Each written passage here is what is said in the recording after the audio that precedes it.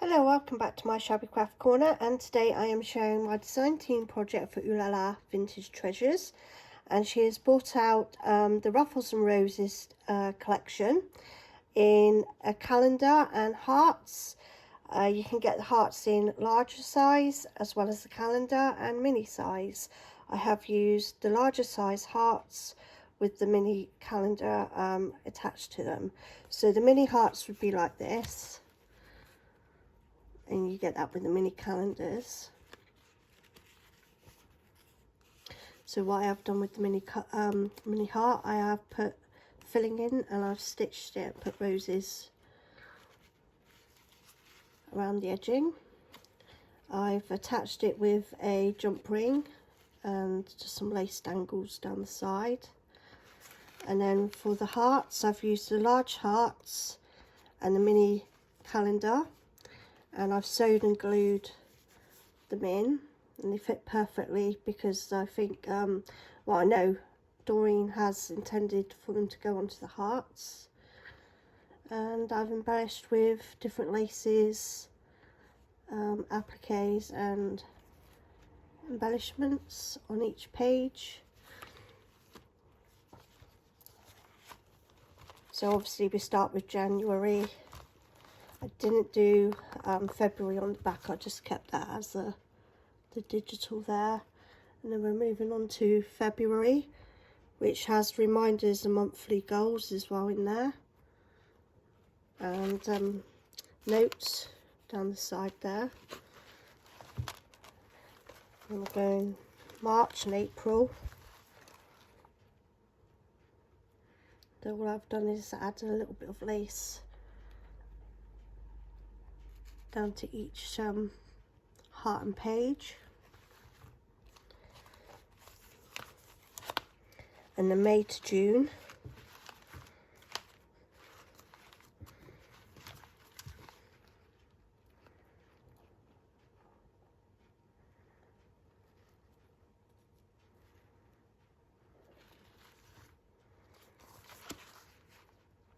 July and August. So I've just put a little bit of lace down there with a rose on that page, and a bit of lace there and pink with embellished rose there, flower. And then September and October. I was looking now, I was like, don't say I've put it upside down. I've got a habit of putting things upside down. Doreen and me have a laugh about it because on one of her other digitals, I ain't even going to think of the top of my name now. I put everything in my journal upside down. And run some lace, beigey vintage type lace down that side for October.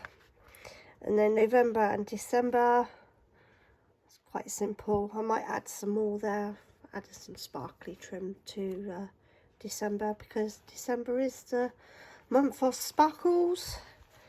And the back page there.